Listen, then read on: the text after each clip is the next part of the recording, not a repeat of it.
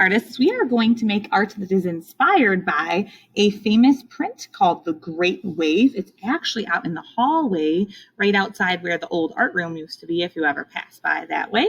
But we're going to start with drawing some C's on our paper. You could just make one C. I think I'm going to try to do two C's, kind of like this.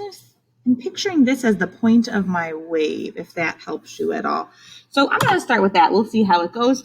The first step is that we're going to use some blue paint to paint on top of our C's. So I'm going to get my big brush nice and clean, and I'm going to mix a little bit of blue color. So I have this really nice, beautiful dark blue, but I'm going to add a little bit of white to it just to make it a little bit lighter.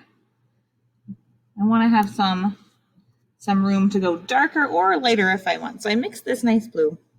And the first thing I'm going to do is I'm just going to paint on top of my C's. Okay, so now I'm starting to see some waves, right? So I have that basic C shape. I'm going to make it a little bit bigger at the bottom by adding a couple more lines. I'm going to make this wave a little bigger at the bottom by adding a couple more lines.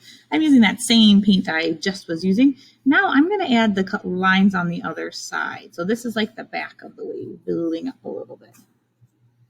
I'm going to also paint my blue color. I'm going to have to actually steal a little bit of my dark blue because I'm running low towards the bottom. So how I'm filling this in is I'm using my blue.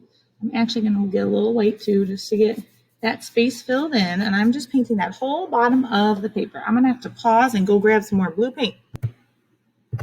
All right, I got a whole bunch more blue. And I'm going to mix that a little lighter, like I was saying, and get this painted in. So I painted my C's, and then I kind of fattened them up at the bottom. And then I'm painting the whole bottom of my paper.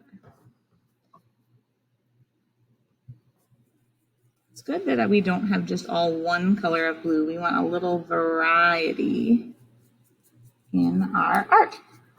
All right, so I have my first coat done. Now I'm going to mix a little bit lighter shades. I'm going to pull a little bit of this white and just a touch of blue. I want something a little bit lighter to create some texture in my water. So I'm going to paint some lines down for some texture. What I'm doing is following that curve of that C, not trying to stay too perfect, of course. I'm going to also do this with my really dark blue. I'm a little nervous. I'm going to get a little paint off there. But if I get my really dark blue on this while it's still wet, I can add even more dimension and value. I'm not trying to blend it all in. I want to see all those different blues in my water.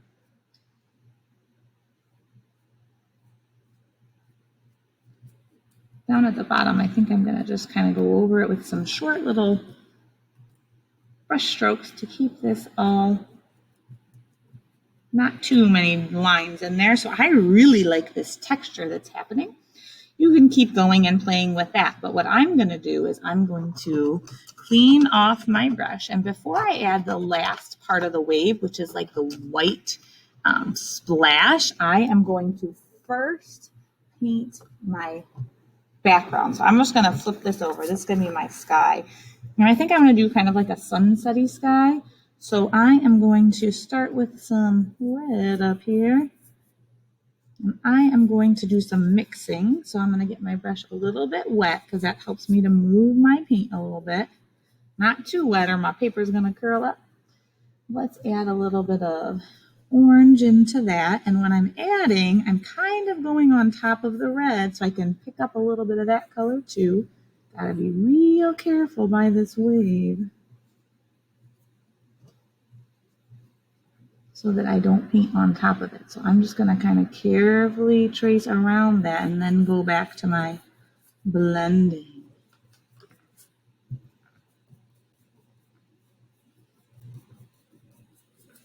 All right, I'm gonna repeat that with some yellow. It looks like I gotta go grab some more yellow paint, and then I will repeat that step to fill in the rest of my white space.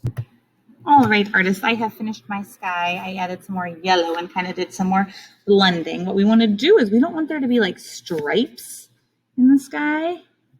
So we want to make sure we kind of go on top of some of those colors that we already painted to make sure that everything kind of mixes a little bit where it overlaps.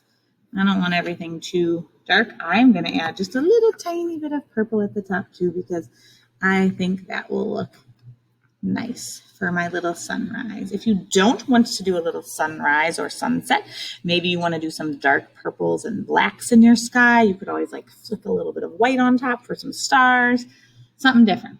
So now I'm going to make sure my brush is super clean, and I'm going to add a little bit of texture to my waves. Make sure the water is a little dirty. Hopefully it's still okay.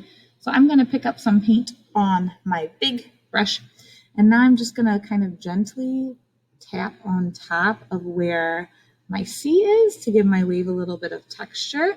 This is like the very top of the wave that's all splashing up. You don't have to go crazy, but I'm going a little bit on top of where the sunset is too. And I'm also going to create a little bit of texture down here for a little bit more action in my wave. I'm going to do a little bit down the wave as well, but not a lot, just a little, just so we can keep that texture going.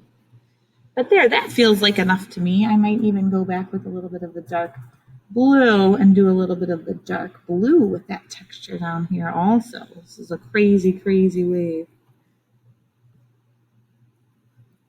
It's just kind of fun to do the texture. And there's the great wave. Happy creating.